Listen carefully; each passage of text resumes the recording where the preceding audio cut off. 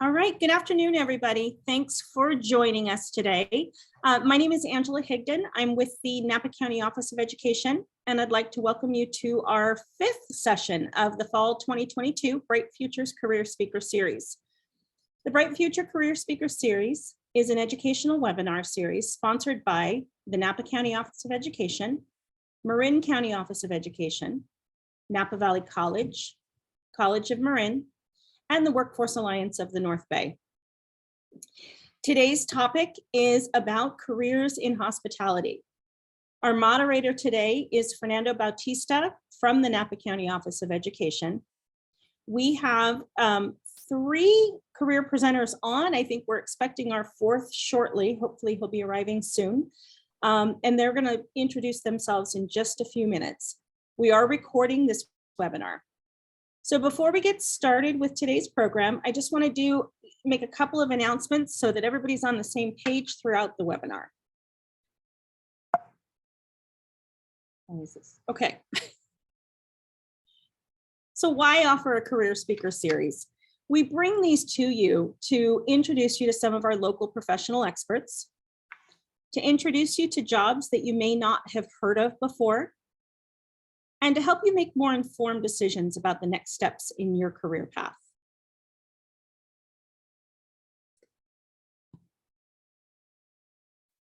What you can expect today is introductions, which we'll do in just a few minutes with our industry panel.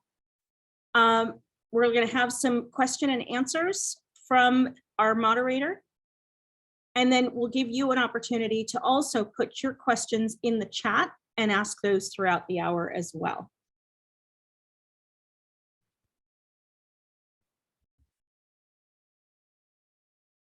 So this, as I said, is the 5th of 6 sessions. So today we're focused on hospitality. We do have another session next week where we'll be focusing on the trades.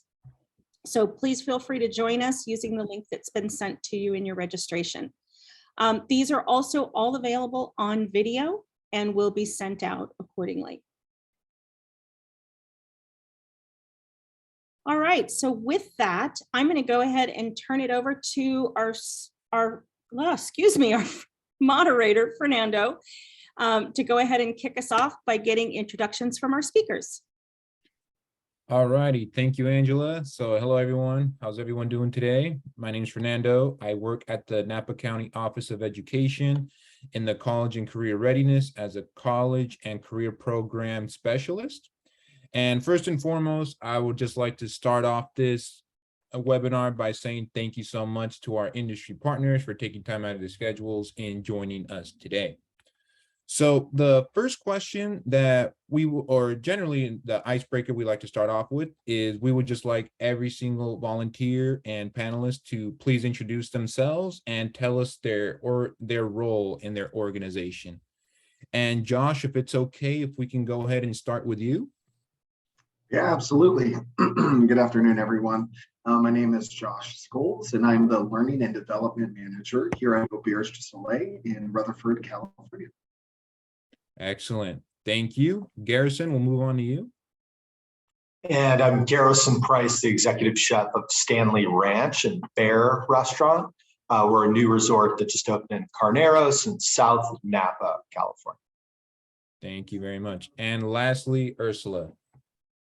Hi there, I'm Ursula Zopp. I'm the Director of Talent and Culture at Stanley Ranch, along with Chef Garrison, and I spent most of my 20-plus year Auberge career prior to this at Auberge du Soleil and got to work with Josh Scholes. It's a small world.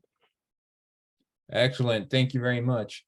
And Garrett, it seems like you joined on right on time. And if you can hear me, we were just doing our brief introductions. If you don't mind telling us a little bit about yourself and your role within your respective organization.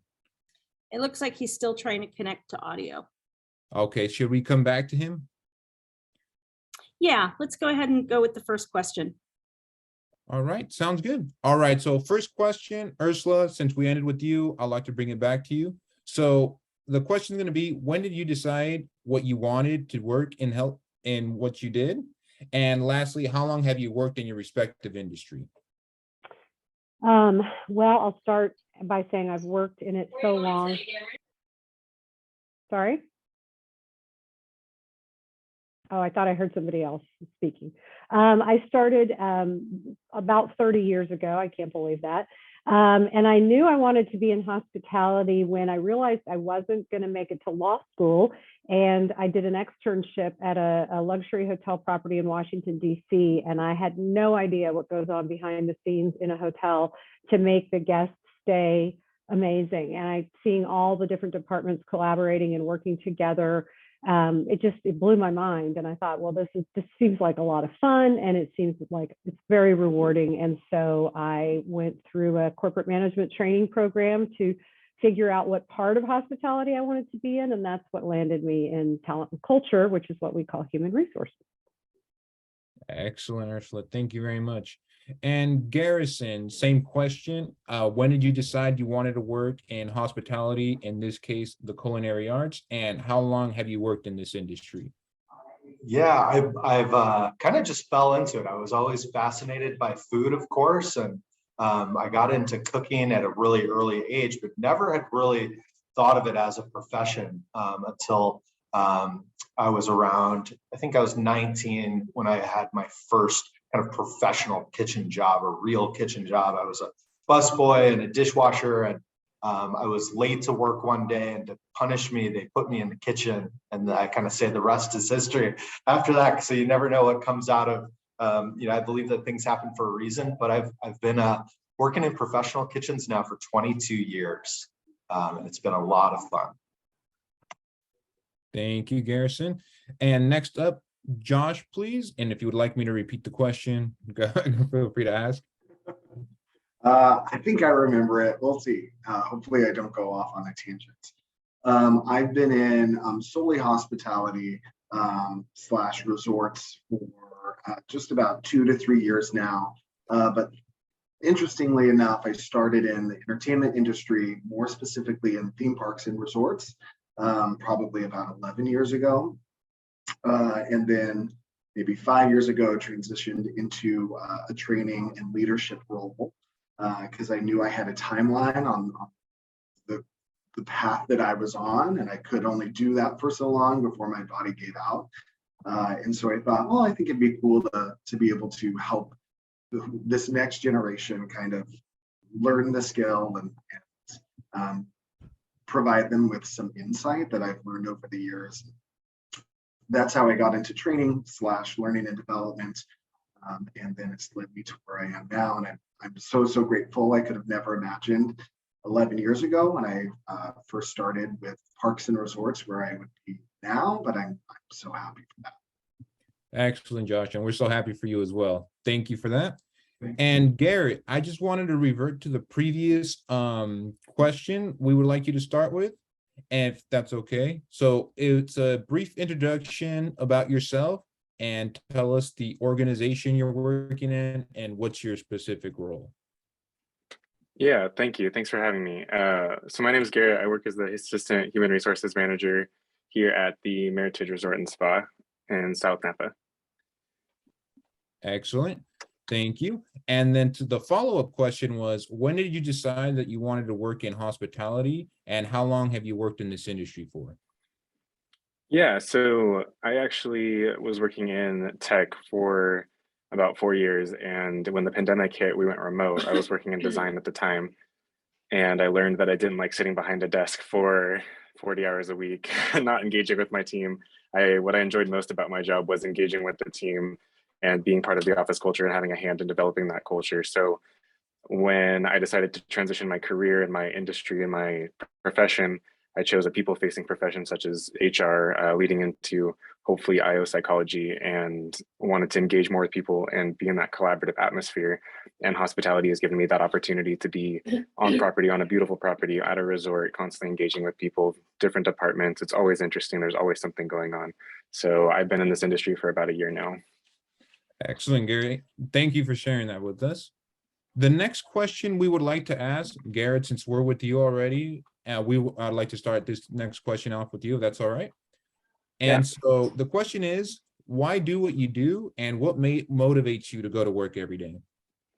Yeah, so I feel like with human resources, I really enjoy the opportunity to engage with people every day. like I just said in that last question, it was hard for me to sit behind a desk and not engage with people.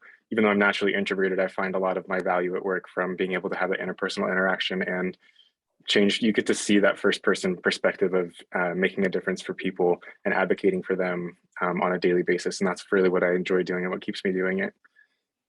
Excellent, Garrett. Thank you very much. And Thank you. Ursula, we'll go ahead and jump over to you. So what motivates you to go to work every day, and why choose a profession you're in? Well, I think most people in HR, talent and culture like to be needed. And I always say on a bad day, it's good to be needed.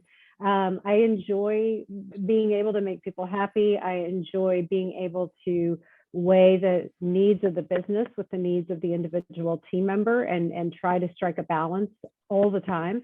And I think for me with Auberge Resorts, I love this brand so much. I mean, I love what we stand for. I love our properties. So that's very motivating to feel proud about the company that you work for. Excellent, Ursula. Thank you. And Garrison, what's your MO? So like, what gets you to work every morning and what keeps you going? Yeah, no, I think the innate kind of sense of the overall that we're all probably going to be talking about is making people happy, kind of brings you some, self reflection and kind of makes you feel that you're needed. It's a great thing. But I think as a chef, one of the best things beyond coming to work every day, as far as working every day, it's being able to work with a large team and helping others to achieve more for themselves, as my previous chefs that I worked with did. But also just the learning, there's such a infinite amount of different styles of cooking and ingredients and culture to learn about. And that's what has really been kind of this journey of education over a long time. Excellent, wonderful. One of the things I personally like about culinary is like it's something new to learn every single day. So thanks for sharing that with us. And lastly, Josh, so what motivates you to go into work every day and why do what you do? I think I'm really motivated by several things, but primarily the ability, I'm just going to be an echo, I think here, the ability to support others, especially in the HR realm or in the talent culture realm, no matter what level that they're at, whether it's leaders or line team members who it's their first day on the job or their first job ever. That gets me excited to be able to provide that support. And I think what continues to motivate me or keep me coming back is the ability to create a safe space for those people, regardless if it's day one or day 1001, but a space where they feel welcome and safe and secure to be who they are and express how they're feeling and know that they have someone who's on their side and willing to listen or to speak for them or to fight for them, whatever it may be that day. Excellent. Wonderful. Thank you, Josh. And staying with you, what are some of the key personality traits and skills that are required to become successful in hospitality? Ooh, I think that's probably could be a long list. I mean, I think first and foremost, you need to like interacting with people because you're going to be doing that constantly. So being intrigued by, I think, the human race or by different personalities. For me, people's personalities and how they function is just fascinating to me. So as Ursula and I have many conversations about when we work together. And so I think you certainly need to have a fondness for the human interaction, but also that thing that I think a lot of us have said, that drive and desire to want to help others or make them feel happy or good. Or to have them try something new that they haven't tried before. There's really, the list could go on and on. I think at the base of it, you want to be there for others and you want to interact. In addition to, having fun, making people and being great at what you do, you got to be a people person first. Yeah, definitely. All righty, and jumping over to Garrett. So what are the personality traits and skills required to succeed in hospitality and in this case, HR?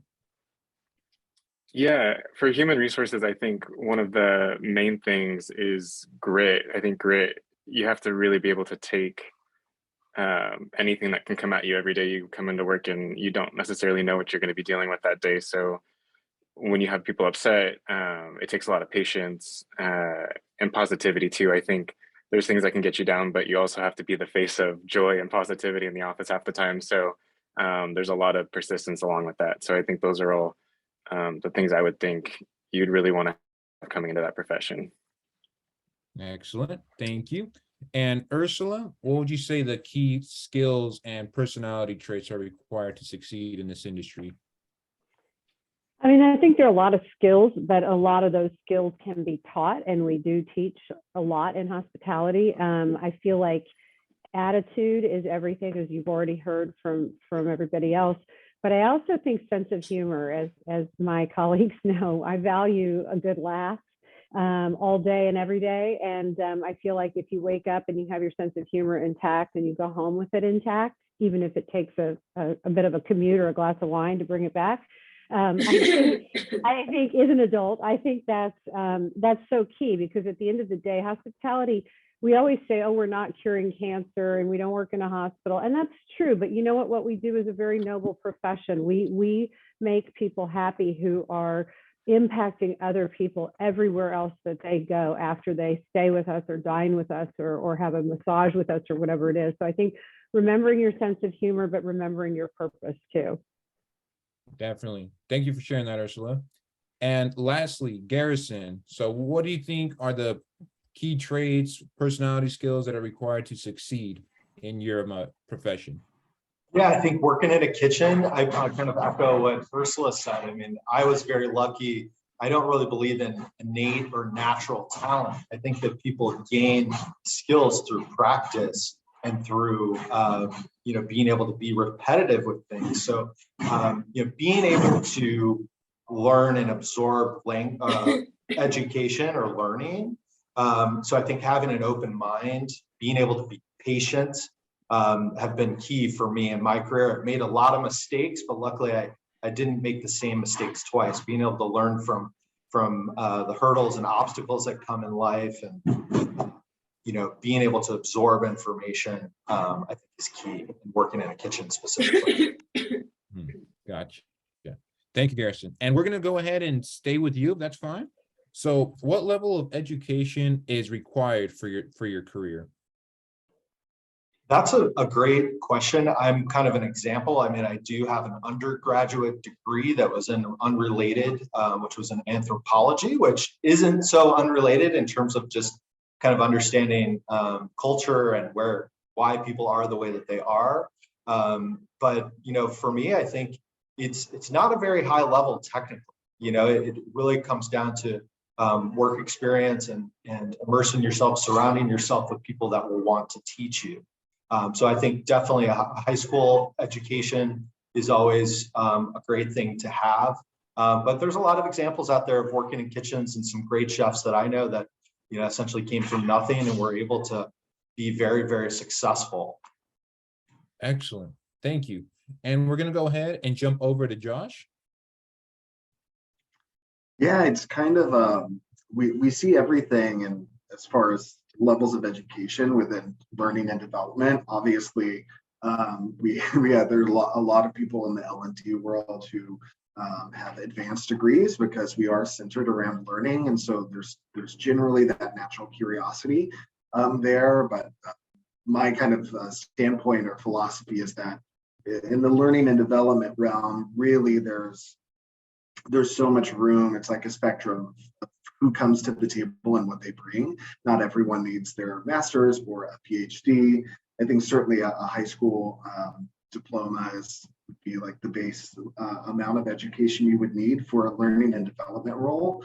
But if we're only going with that, then I would probably stack on like 5 to 10 years of experience with training or learning, or like a facilitation role in order to transition into the L&D world at the capacity where you're creating content and you're delivering that content on a regular basis.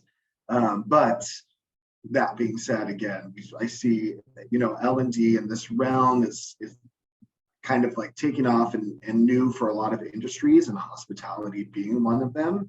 And so we're seeing so many people transition into these roles who come from an operations background, who come from tech, or who come from like every other realm of hospitality into this, what would be considered like more of an office role, even though it can be a bit of a hybrid in the office and in the operation. So that was a long-winded answer to your question. But education and learning and development go hand in hand. And what that looks like is different for everyone. And I think that's what makes it just really, really cool. Thank you, Josh. Very informative, which we appreciate. And Garrett, we're going to go ahead and jump over to you. Yeah, so for required training, I actually came into human resources without any prior experience, which I think is kind of a blessing because I think most of these days, at least even an entry-level HR position, they're going to look for some type of HR certification, whether it's APHR, just showing that you know the basics and foundations of what human resources and employment law is going to be, or any type of training, any type of college course or certification. I also got an HR management certificate before I stepped into management. So that's an option too. I think the most desired ones are going to be a SHRM, Senior Human Resources Manager certification, or a HRCI certification such as PHR or higher. So APHR is usually the entry level, and then PHR is after 2 years, you can get that certification, and it just goes up from there. And that's usually what is going to be required for a lot of positions once you get into the higher level HR positions. Excellent, Garrett. Thank you. And lastly, Ursula. I'm a little bit like Garrett. Or Garrison, sorry. I didn't major in anything remotely related to hospitality and found myself in it because I loved it. But I would say one of the coolest things about hospitality is you actually, I think the diploma is great, baseline, but you can kind of come at it right from there, right? And most hospitality companies, especially some of the larger ones between maybe our size and, you know, the big ones, offer tuition reimbursement. And so you can, while you're working in a role that may not be your final end game with hospitality, you can take classes and get some partial reimbursement for that. And it could be like Garrett was talking about a certificate or classes in human resources. It could be that you're pursuing a wine sommelier certification, or you might just be, we have a lot of employees that are taking writing or other types of classes that benefit a broad range of careers in hospitality. Excellent, Ursula. Thank you. And this is and Ursula, if it's okay, we're gonna stay with you. This is probably one of my favorite questions to ask because of the storytelling. But if you don't mind sharing what has been one of the most memorable days in your career? Oh man, I saw that question earlier today and I was like, oh gosh, what story can I possibly tell without divulging something I shouldn't? Because that's, it's funny. Something really cool happened to me recently after all these years in hospitality. This is a new property, and we just opened 6 months ago. And so, there's a lot of sort of like stuff that happens in an opening where you're trying to figure out the protocols, and it's a hotel, but it's different than any other hotel. And one of the things that happened in my first few days here was we had a 100-room checkout and 100-room check-in, which for a 130-room hotel is a lot of activity, and we're in a luxury environment. And so it makes everything a little bit more demanding. And there was a request for all hands on deck to strip linen out of the bedrooms, because when you have a team of housekeepers, you don't always have enough housekeepers to strip 100 beds and remake the entire room and all of that. And so there were a whole bunch of us that are sitting at desks and managers and whatnot out there stripping linen off the beds, getting trash put away. And one of the asks was that, we have these large format dispensers of shampoo and conditioner in the rooms. So you actually don't replace the little tiny wasteful bottles, but you refill. And I was asked to do the refilling. And let me tell you, the conditioner was all over the pavement and it was a mess because I made a mess. But it brings you back, like even at this point in my life, when I do something different, really different, but that is at the core of what we do in hospitality to make the operation run, it was oddly and interestingly rewarding. Excellent, Ursula. Thank you. I'm not gonna lie, when you said you had 100 check-ins and checkouts, you gave me a little bit of an anxiety attack there, but I'm glad you all figured it out. All right, Garrett, Ursula, thank you. Garrett, we're gonna jump over to you if you don't mind sharing one of the most memorable days in your career. Yeah, that's a hard one. I think there's so many times, especially HR, when I get to work directly with people, that I go home and get in my car and I just have a smile because I got to help somebody that day and I solved the problem that I was probably working on for 2 weeks, and that's always fun. I think one that was more recent, we get to do a lot of cool team member events. We try to do them once a month, like a big luncheon, kind of get everyone together. And we did one recently for families where we did a Halloween event, and we invited basically every team member, got to bring up to 3 people, and a lot of times it was their little kids, and it was like a trick-or-treat event, and it was cool. Our whole department got to we dressed up as Encanto, so I was Bruno from Encanto and had like a little rat on my shoulder, and we got to engage with all the families, and there was, little kids that recognized us and got to interact with the people and the team members and their families, and got to kind of see them bring the full selves to work in a sense, and got to see a lot more of their personalities, and engage with them on a very informal level that I thought brought everyone together and made a little bit more of the collaboration, which I thought was just really valuable and really memorable for me recently. Thank you, Garrett. And Jerison, moving over to you, if you don't mind sharing a memorable day in your occupation. Yeah, this is kind of easy for a chef sometimes. I mean, when I was in New York City, I'd been in New York City for about 9 years, and we received a 3-star review in the New York Times, which for obvious reasons is like a really big deal.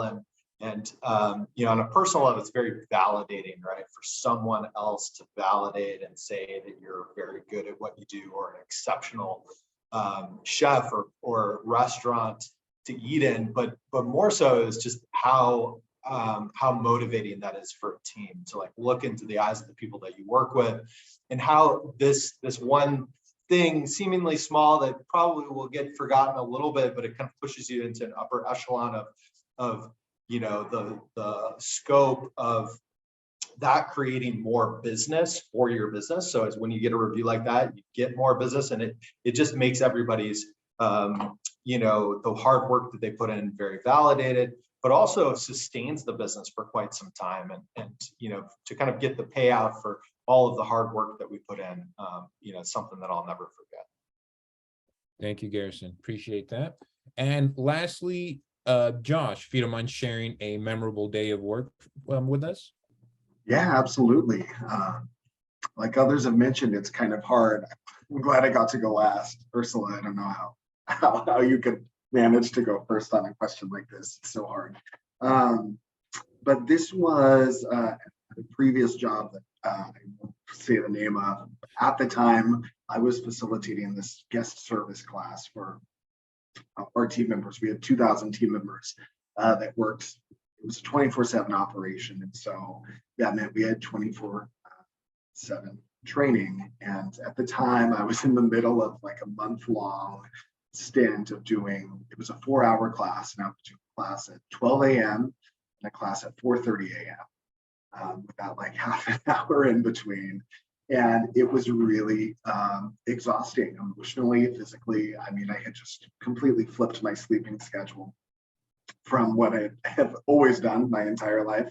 And it was a lot of days it was hard going home and being like, oh, I don't know if this is getting through to anyone, or I don't know if they're really taking things away from these sessions. And towards the end, there was a day where a team member ended up staying after the last class, and we were just chatting for a while as I was kind of cleaning up the room. And they told me that they felt comfortable and they wanted to say something to me. So I said, absolutely, of course. And they chose that moment to come out as trans to me. And that was the first time they'd had that conversation with anyone, friends, family, certainly at work. It was the first time it mentioned. And that was still, it gives me chills just thinking about it. I felt so honored and proud of them and excited for them. But also I knew how nervous they were. And so that made all of those late nights and early mornings worth it, but for that moment. And I hope that in that moment, helps that individual to feel seen and heard and understood and safe. Excellent, Josh. Thank you for sharing that. And Josh, I would like to keep you on for the next question. And now, if you don't mind sharing what the typical salary range is for people in your industry. Yeah, so it could, hospitality as a whole, obviously there's a huge range. When we look at roles and sizes of properties and where you're located, kind of the level of luxury that you may be at, or the volume that you're at. I'll kind of narrow it down a little bit more just into the learning and development realm, which it can be a pretty big variance. Again, it's a newer kind of idea for a lot of people, even though training has already existed. Now that this kind of new name has been slapped on it across so many industries, it's shaken some things up.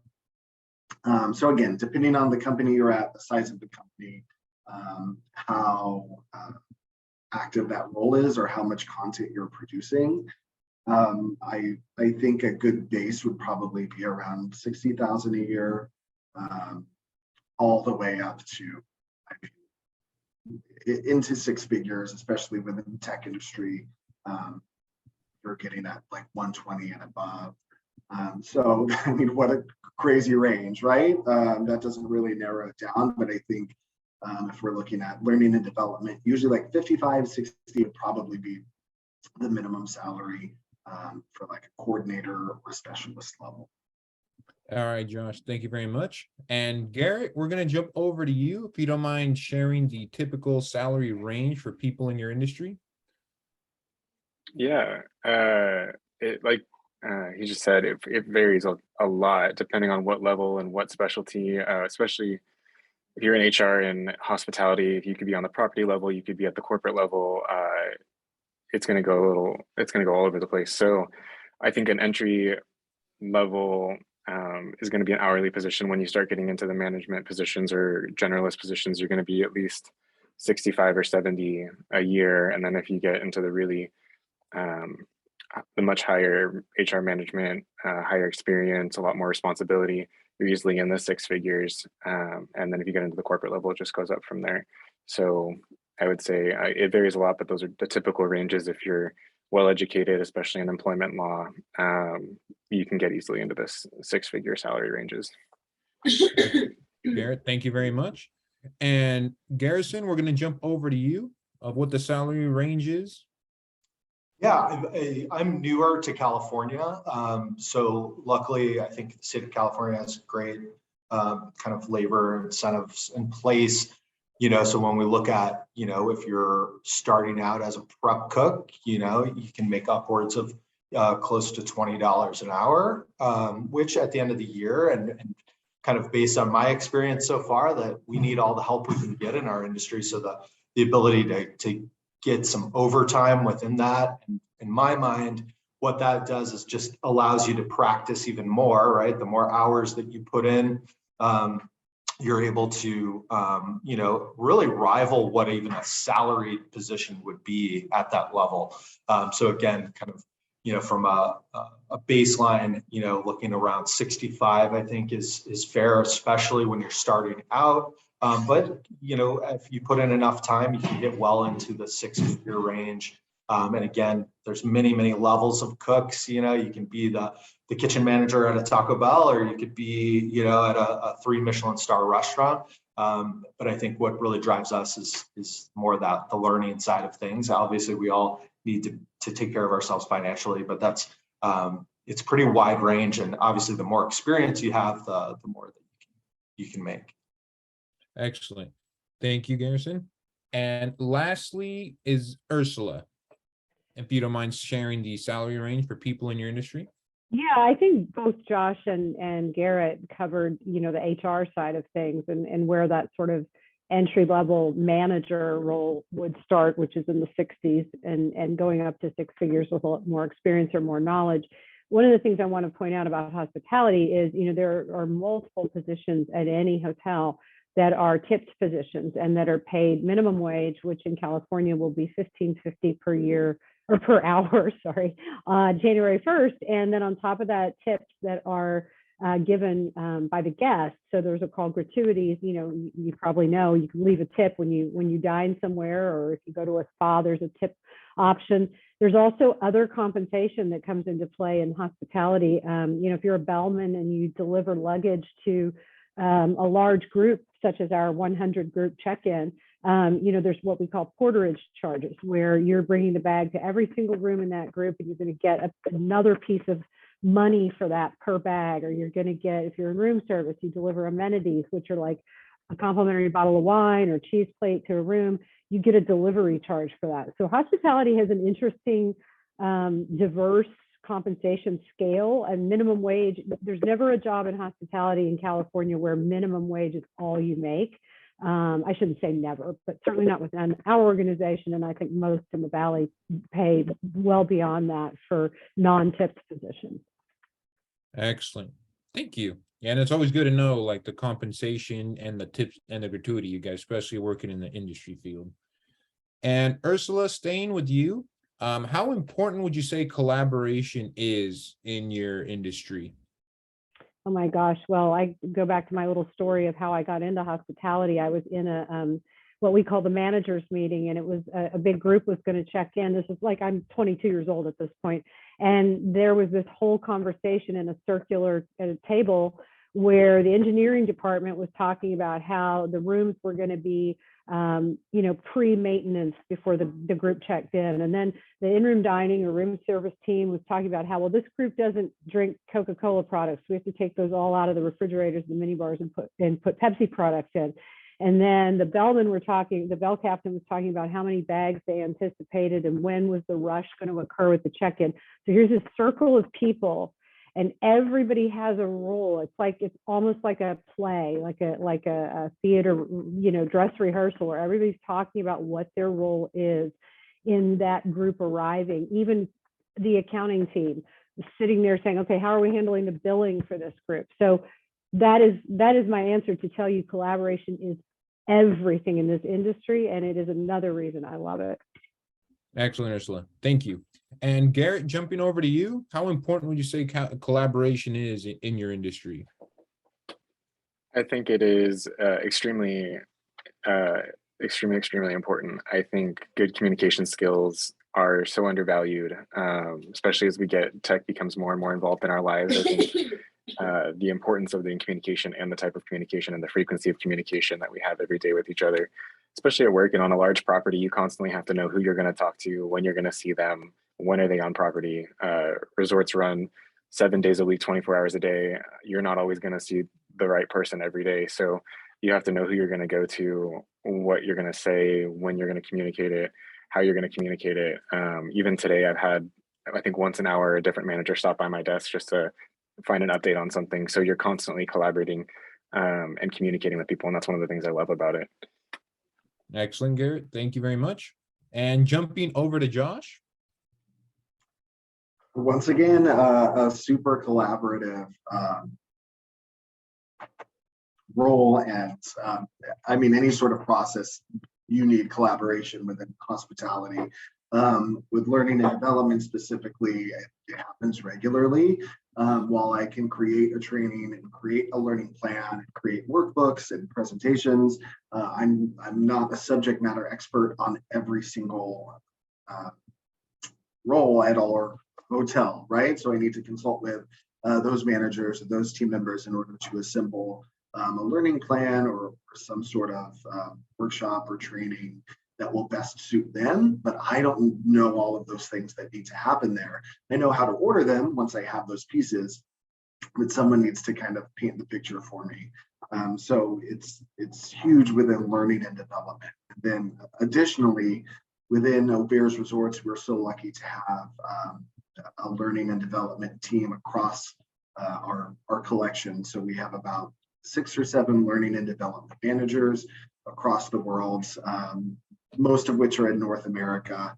And it's such an incredible and supportive group of people. We get together about once a month to work on projects together, to brainstorm ideas, but we're chatting with each other daily. It's such an incredible resource to have. And I'm thankful for Auberge Resorts for investing in learning and development. One of my counterparts is at Stanley Ranch with Ursula and Garrison. We have another one up in Solage. We have some in Mexico. So it's just great to get their perspective and their input anytime we're creating something. And 9 times out of 10, when one of us makes something, the others turn around and are able to use that as a tool at their resort as well. So really, really fortunate, not only for my own property, but the collection as a whole, and how collaborative of a spirit there is amongst properties. All right, Josh, thank you very much. And lastly, Garrison, how important would you say collaboration is, especially as a chef? Yeah, I think it's probably the best example. It's a finished plate. Usually, and especially in our kitchens, the way we design the menu, no one necessarily finishes the complete plate themselves, right? You have an entire team that you have to work with. So it kind of goes without saying, but I guess my perspective on collaboration is those are the same people that you get to learn from. So kind of going back to the first question of keeping an open mind, and just because you've done something 1,000 times one way doesn't mean that there isn't something to learn from someone else. So pivotal in what we do every day in the kitchen, and there's so many different hands, from the importance of being a steward or a dishwasher, to my position, as the top of the organizational chart in the culinary world. But within that, even for myself, on both of those examples, being a dishwasher or being the executive chef, there's still so much to learn from all of those people that are around you. Excellent, Garrison. Thank you. And Garrison, I'd like to stay with you for the next question. It's a 2-in-1 question. Hope that's all right. And the first part is, what do you think the best part is about working in your industry? And secondly, what's the most challenging? Excellent question. I think the one of the most fulfilling parts is helping to see others grow, and in terms of kind of what I related to earlier of, I was very lucky to work with chefs that allowed me to make a mistake, but we would talk about what that was and what the challenges were. So being able to learn every day and see others around me be successful, and within that, our ultimate mission is to create a great environment for our team members or our coworkers, but also for our guests, obviously, because that's kind of where the whole operation begins and ends, is with the customers that you have. And then regarding, what was the second part again, just to get the wording correct? It was going to be, what is the most challenging aspect of your industry? Yeah, maybe it's the same answer. That the guests can be very discerning and have a very high level of expectation, and then that puts a lot of pressure on us as team members, on one another to achieve that level of expectation. And we have our good days and we have our bad days, and being able to focus on those, and having our talent and culture masters to go to get advice of how to handle these challenging situations. So kind of twofold for me. All righty, Garrison, thank you for sharing that. And nextly, we're going to jump up to Garrett. What is the best thing about working in your industry? And secondly, the most challenging? The best thing I would say is the diversity of opportunity at a resort. There's so many different avenues and exposures you get being on a resort. There's so many different professions that kind of cross function and work together, and you get to meet a lot of cool people. People are always coming and going, not only as guests, but also as employees, and you just get to interact with so many people. And like everyone here at Auberge said, it's so collaborative. I think my experience has been, you get to collaborate with so many great people working in resorts, not only in your own department, but in other departments. And if you take advantage of that opportunity, you learn more than just what you're doing in your profession. You learn about other people and their lives and their professions. And I think that's just such a cool opportunity. Most challenging, speaking directly in HR, excuse me, is I would say emotions can kind of get the better of you sometimes, or with other people's emotions too. I'm naturally pretty even keel, and I think in general, it's just when you're dealing with hard topics, it can get very emotional, and that can get super challenging even when you're trying to really abide by the rules and the regulations. There's still that human play in there, and so that just gets really challenging at times. Gotcha. Yeah, no doubt about that. Thank you for sharing, Garrett. And Ursula, we're going to jump over to you about the best thing about working in your industry and also the most challenging. I think the best thing is that it's fun. I mean, I've said it before. That's what I like, and I think it is a fun industry. I think when you think about food and spa services and beautiful hotel rooms, and how could you not have fun in an environment that offers up those things to its guests? And it's always changing, which I think somebody else highlighted as well. Is it's never one day is never the same as the next, ever. So it's not boring. There's nothing boring about this business. I think because it's a 24-hour a day, 7-day a week business, we never sleep, but the business never sleeps. And finding a balance in that environment for some people is challenging. I think it's fun because it's 24/7, but it's also challenging because it never stops. Excellent. Thank you, Ursula. And lastly, Josh.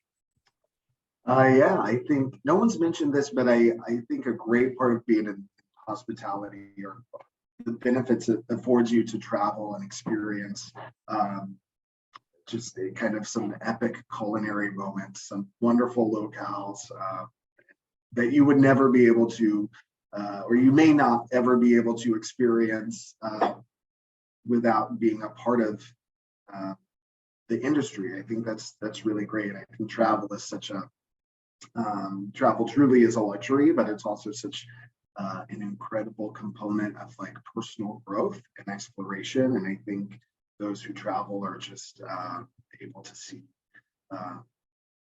the world for all of its wonderful things that it is. So the fact that those benefits like discounted room rates or discounted like culinary experiences are offered, and when you're within the industry is like such a great bonus, right?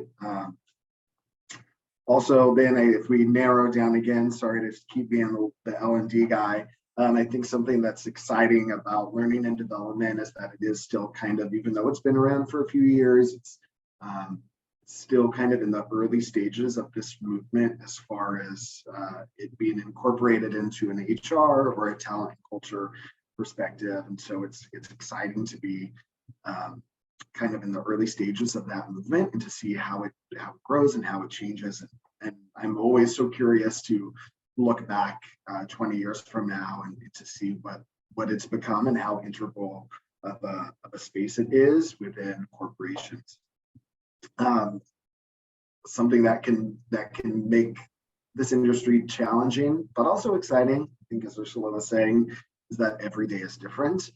So if you are someone who likes, I think, routines and kind of like a rinse and repeat situation, there are a million wonderful avenues for you outside of hospitality. But if you like kind of an ever-changing landscape and being able to put out a different fire every day, for lack of a better analogy, then certainly hospitality could be the place for you.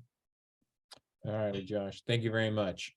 And since time allows, of course, and again, thank you so much for staying on the call. We just want to end with just one last question. And Josh, we'll start with you, if that's all right. And I think it's important, just like for everyone, especially at the end of the day, think about it. How is it that you maintain your work and life balance in a challenging line of work? So like, how is it that you maintain your work and life balance? Great question. I was hoping we would get to this question because it is such a good one, but also I love hearing just everyone has to say about this. And this has been such a hot topic the last few years, just like not only within hospitality, but within society. For me personally, one thing that helps is that I have an hour commute. and so each way to work. And so truly that is my time for me on my way to work every morning. That hour is for me to mentally prepare my work, to warm up my brain. If I'm facilitating that day, to warm up my voice or my body, and to get prepared. And then at the end of the day, that is my time. That's just for me to think about what happened during that day, think about and recognize my successes within that day, think about and recognize the areas of opportunity I had over the last 8 hours or more, and to kind of let that all go. So by the time I do get home, I can relax, I can cook, I can go on a walk, I can hang out with friends or talk to my family or whatever it is. But then that time at home is truly for me. So I think that's at least within the last year, one of the practices that I've been trying to be vigilant about is using that time when I'm in my car to either get ready or to get unready for the day. That way, when I'm in my own personal space, I don't have the energy that I don't carry over any energy from work into my personal space. Excellent, Josh. Thank you. And jumping over to Garrett, how is it that you maintain your work and life balance? Yeah, I think Josh had a lot of good points, and it's such a hot topic, and it's something I think that's so important is boundaries, being able to voice your boundaries. And especially in a resort or in hospitality in general, you can work crazy hours, and you can easily work crazy hours with the demands of the business. And I think it's so important as an individual to be able to voice, like, for example, I'm salaried, and I had to learn pretty quickly to say, okay, I'm not working more than 8 hours a day. I need time to go home and reset myself, because I easily could stay here till 9 p.m. working on what I have to work on. And if I do that, I'm just going to burn out. So I know if you want me to keep working at the rate that I'm working, I got to be able to go home and drink my tea and watch a show and read a book and reset and come back tomorrow strong. So just being able to advocate for yourself at work, I think, is just a very known but hard thing sometimes to do for people. And if you can get that strong, then you can easily implement some work-life balance by continually doing that. Thank you, Garrett. Yeah, we got to remember at the end of the day, we just need like an hour or two, to ourselves, whether it's something small, something big, whether it's a show or a sport, kind of brings us back a little bit more to reality. Thank you for that. And Ursula, we're going to go ahead and jump over to you.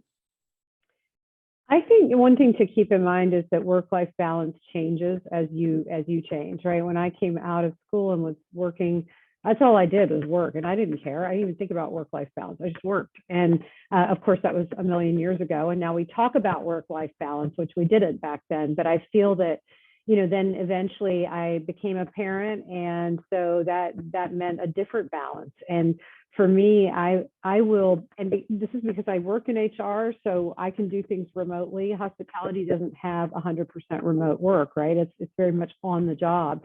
But I think Garrett made a good point, which is, what are your non-negotiables? Like, what do you need? I need to be able to, when my daughter didn't have her driver's license, to go pick her up and to take her to a doctor's appointment, right? Like, that was important for me then.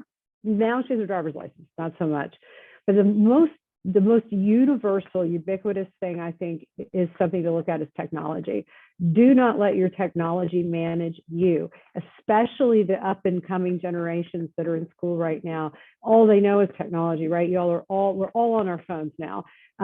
If you're constantly responding to the phone for your work, you're letting your technology manage you. You've got to put some parameters around the technology piece of your job, so that you're not, beholden to that all the time on your days off, or, it depends on your role and what you do for your job.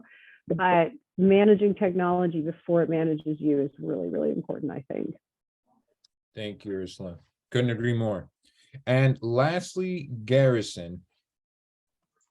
Yeah, this is a very reflective question to kind of think about as a chef, because we can't work remotely, we have to be in it. And I think one of the things that I really stand by is having an outlet for yourself that's completely unrelated, in this case, to cooking. There's so much I can learn about cooking, and that's how I came into this business, because I loved the idea of cooking and cooking for people and making people happy. So my advice, or one of the things that I speak to others about is having a completely different outlet, be it a hobby as simple as stamp collecting. I don't know if anybody still collects stamps, but to one of the obvious ones for me is just exercise, like having my time to exercise and to focus on myself, self-care. I think is so important, and it can, again, similar to what Garrett said, kind of be able to disconnect yourself from work through a different outlet that's unrelated. Excellent, Garrison. Thank you very much. So that does conclude our final question. And I just want to say thanks again for taking an hour of your day to do this for us. We really, really, really appreciate it. And I don't know if Angela, you have anything else to add? No, I just thank you so much, all of you, for being here today. It was a great session. I really appreciate the continued partnership. I think that's it. Again, participants, next week is our trades career panel. So if you'd like to join us for that, we will be here from 4 to 5 next Wednesday, and that will be the last of our 6-week series for the fall semester. So with that, thank you again to everybody, participants and industry folks. We couldn't do it without you. So everybody have a great evening. Yeah, thank you, thank you, thank you. Take care, everyone. Bye. Thanks again.